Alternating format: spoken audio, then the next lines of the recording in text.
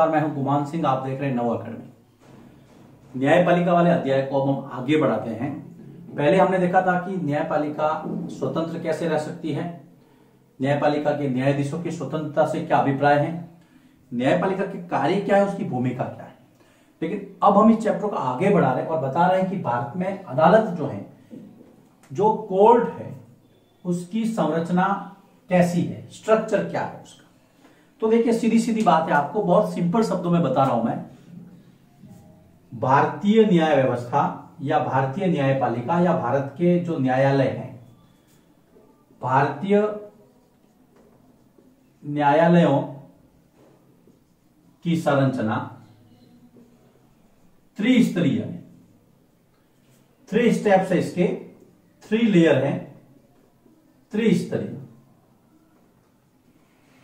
यह आपको सबसे पहले पता रखना है कि त्रिस्तरीय न्यायालय व्यवस्था है भारत की, जो न्यायपालिका है, न्यायिक व्यवस्था है। अब 3 स्तर कौन कौन से हैं? बहुत सिंपल सा है। सबसे पहले है बेटा माननीय सर्वोच्च न्यायालय, honourable supreme court of India. 1 2 का 4। अब ये 1 2 का 4 क्या है? कभी 1 2 का 4 होगा, कभी 2 1 का 4 होगा, देखते हैं आगे। लेकिन सबसे पहले आपको पता रखना है, सर्वोच्च न्यायालय दूसरे नंबर पर है उच्च न्यायालय, जिसको आप हाईकोर्ट कहते हैं। ये दूसरे नंबर पर है, द्वितीय स्थान पर त्रिस्तरीय संरचना में। और जो तीसरा स्थान आता है वो आता है जिला अदालतें, और उसके अधीनस्थ जहां पे तालुका लेवल पे, तहसील स्तर पर जो अदालतें होती है, जिला अदालतें तथा अधीनस्थ न्यायालय, जिला अदालतें तथा अधीनस्थ न्यायालय। आपके जो चैप्टर है उसके पीछे इस तरह का एक चित्र दिया हुआ है। उस चित्र में आपको ऐसे 1 2 और 3 इस तरह से बताया गया है। तो आपको सिंपल सा कोई नहीं है। यहां पर देखो, पहला नंबर 1 लिखना है, यहां पर 2 लिखना है, यहां पर 3 लिखना है। और ये जो है पहला the supreme court of India, सर्वोच्च न्यायालय। ये जो आपका दूसरा है उच्च न्यायालय, और ये है तीसरा अधीनस्थ न्यायालय। इस तरह से इसको फिलअप करना है, इस तरह की जानकारी आपको रखनी है। यहां पर देखिए, चूंकि बोर्ड छोटा है, आपको पता है कि सर पहले बहुत बड़े बोर्ड पर पढ़ा रहे थे, अभी एकदम से न्यायपालिका में छोटे बोर्ड पर आ गए। इसको हम कहते हैं एडजस्टमेंट।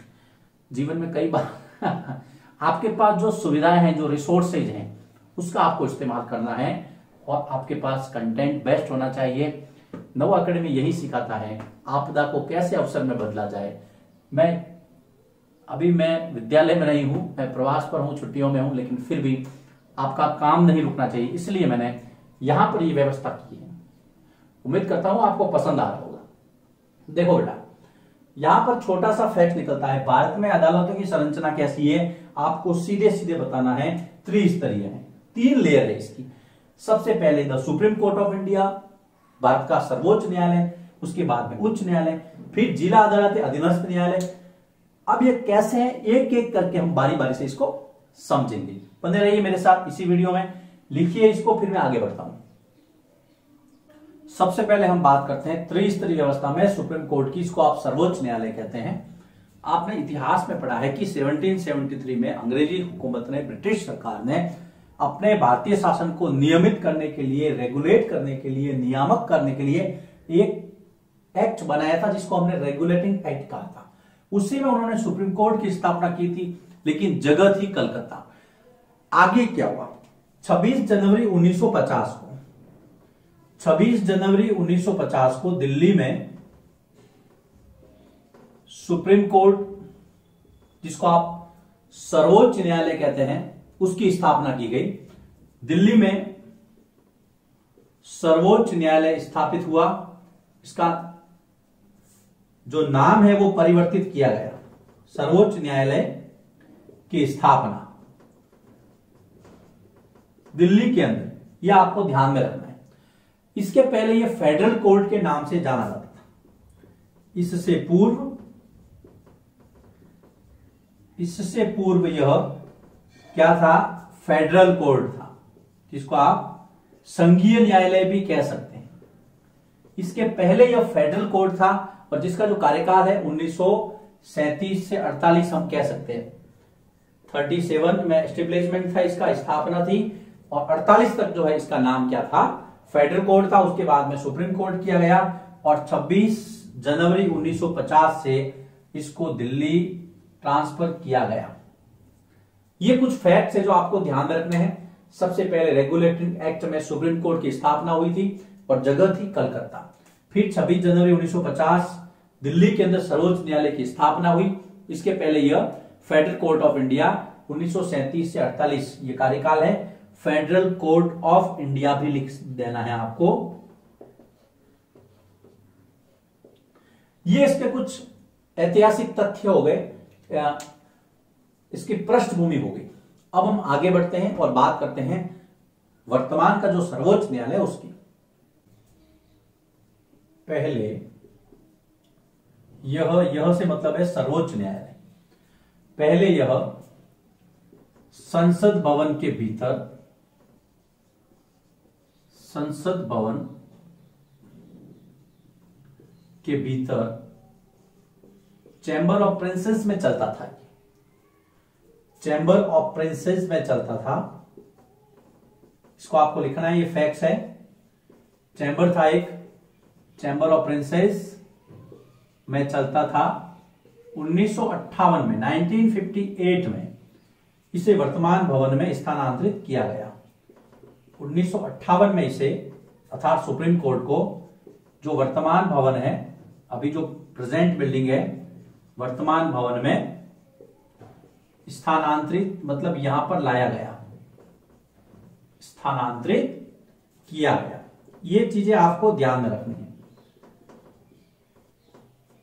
संसद भवन के अंदर एक चैम्बर था, चैम्बर ऑफ प्रिंसेस, एक जगह थी, वहां पर पहले इसका संचालन होता था। लेकिन 1958 में इसको आज का जो वर्तमान भवन है सुप्रीम कोर्ट ऑफ इंडिया का, सर्वोच्च न्यायालय का, वहां पर इसको स्थानांतरित किया गया।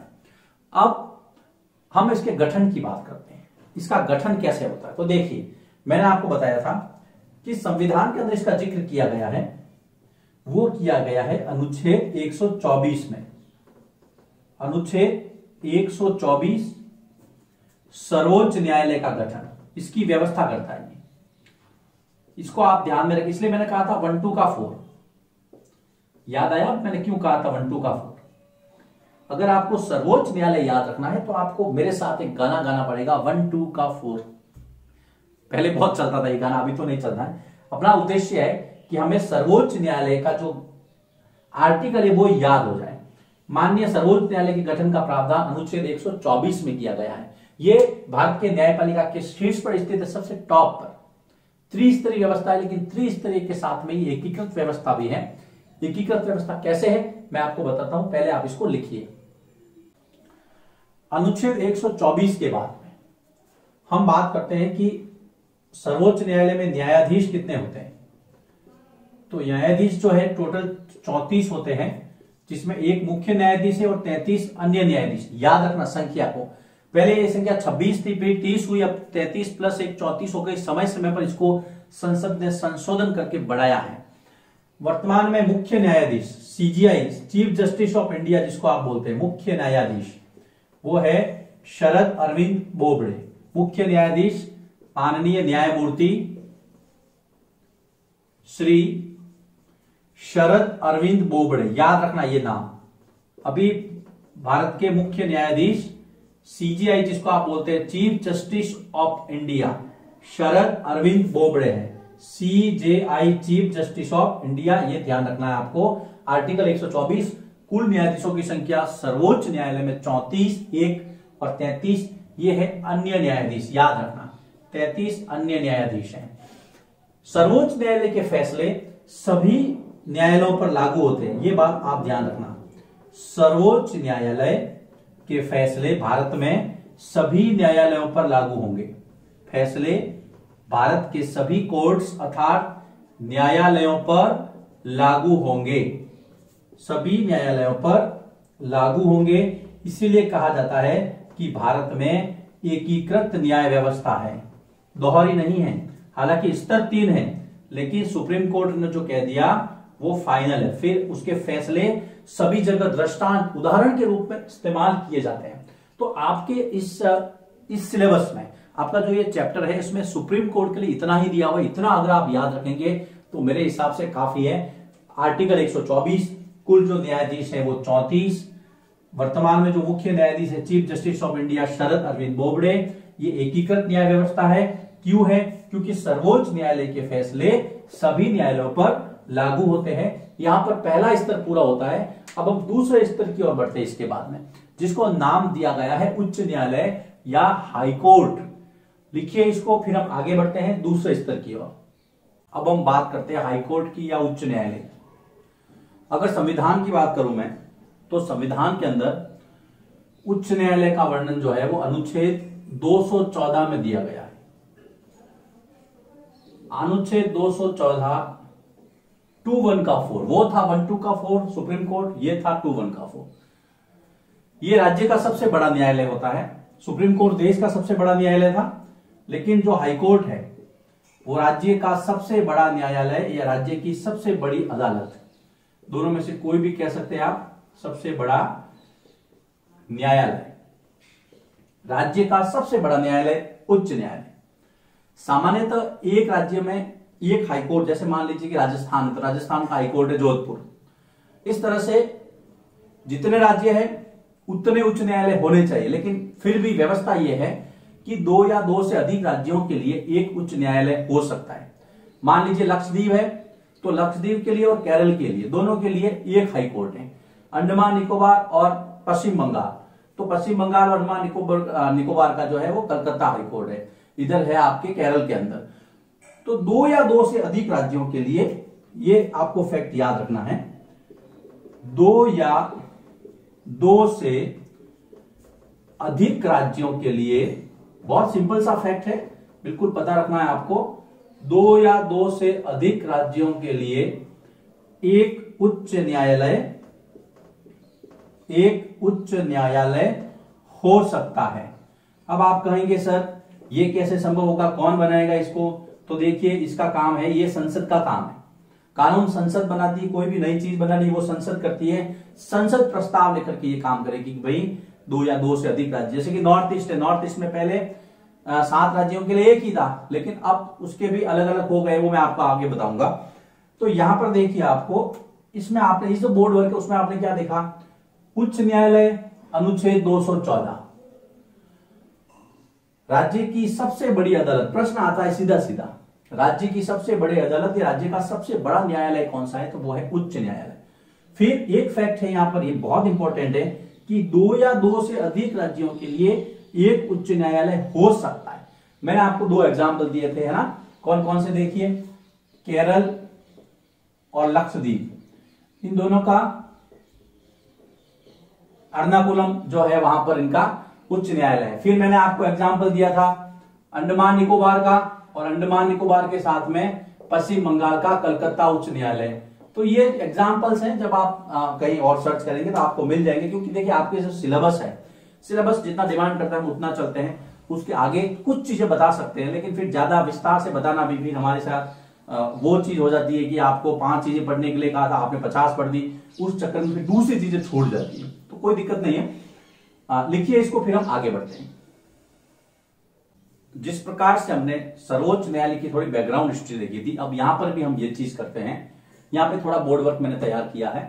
प्रेसिडेंसियां, आपको पता है अंग्रेजी शासन में 3 प्रेसिडेंसियां थी, मद्रास, कलकत्ता और मुंबई। आपने हिस्ट्री पढ़ी, आपको याद, कोई डिफिकल्ट फैक्ट नहीं है, आप सबको पता है। अंग्रेजों ने उन प्रेसिडेंसियों में हाईकोर्ट स्थापित किए थे और वहां से इसकी शुरुआत हुई। ये किसी भी राज्य की सबसे बड़ी अदालत होती है, मैंने आपको बताया था। अब प्रेसिडेंसियों में मद्रास, कलकत्ता और मुंबई के अंदर सबसे पहले हाईकोर्ट स्थापित हुए थे। प्रश्न बनता है कि 1862 में कहां उच्च न्यायालय की स्थापना हुई थी, या फिर इनमें से कहां पर उच्च न्यायालय की स्थापना 1862 में नहीं हुई थी। आपको तीनों शब्द याद रखने, तीनों जगह याद रखनी है। दिल्ली हाईकोर्ट की अगर बात करें हम तो 1966, क्योंकि आपके सिलेबस में दिया है इसलिए मैंने आपको इसको यहां पर प्रेजेंट किया है। जैसे हमने देखा था कि 2 राज्यों के लिए एक हाईकोर्ट हो सकता है, तो यहां पर पंजाब और हरियाणा दोनों स्टेट के लिए चंडीगढ़ हाईकोर्ट है, और नॉर्थ ईस्ट के जो 4 स्टेट हैं, असम, मिजोरम, नागालैंड और मणिपुर, उन चारों के लिए जो हाईकोर्ट है वो है गुवाहाटी हाईकोर्ट, गुवाहाटी उच्च न्यायालय। इसको आपको ध्यान में रखना है। तो यहां पर देखिए 4 स्टेट के लिए, पहले तो 7 के लिए था लेकिन अब अलग कर दिए हैं, थोड़ा 2 और बना दिए। तो ये देखिए प्रेसिडेंसियां दिल्ली हाईकोर्ट, पंजाब हरियाणा का चंडीगढ़ में है, और 4 जो नॉर्थ ईस्ट के। ये प्रश्न बहुत अच्छा प्रश्न है, अगर पेपर बनाऊं कभी इस प्रश्न को जरूर दूंगा मैं, क्योंकि इसमें देखिए आपको 4 ऑप्शन भी मिल गए, ठीक है ना। आप इसको लॉन्ग आंसर में भी पूछ सकते हैं, शॉर्ट में भी पूछ सकते हैं, कैसे भी पूछ सकते हैं। अगर हम देख ले या जोड़े बना के भी पूछ सकते हैं आप। कुल मिलाकर के आपको 4 नाम याद रखने। इसके बाद में अब आपको लग रहा होगा कि सर ये तो आप छोड़ छोड़ के बता रहे हैं, कभी नॉर्थ ईस्ट चले गए, कभी चंडीगढ़ चले गए। लेकिन बेटा ऐसा है कि इस चैप्टर के बाद में जब ये चैप्टर खत्म हो जाएगा, देन मैं आपको एक वीडियो दूंगा उस मैप के अंदर जितने हाई कोर्ट है उनका हेडक्वार्टर, जैसे मान लीजिए राजस्थान हाईकोर्ट तो जोधपुर, कब स्थापना हुई 1949 में। इस तरह से पूरा मैप के अंदर मैं आपको दूंगा, जिससे आपकी सारी की सारी ये प्रॉब्लम है सॉल्व हो जाएगी। चलिए, ये तो मैंने बोर्ड वर्क तैयार किया था इसलिए मैंने आपको समझा दिया, इसको आप लिखिए। इसके बाद में मैं आगे बढ़ता हूं उच्च न्यायालय वाले चैप्टर में, कुछ फैक्ट्स बाकी रहे हैं उच्च न्यायालय के टॉपिक में, उसके बाद में फिर अपीलीय व्यवस्था आएगी। लिखिए इसको, आगे बढ़ते हैं।